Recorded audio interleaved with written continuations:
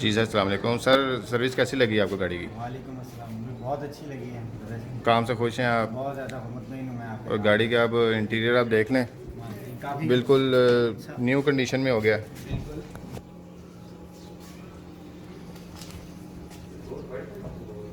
खुश हो। बाकी कोई भी काम हो तो हमें ज़रूर बताइएगा और दूसरों को भी ज़रूर रेकमेंड करें।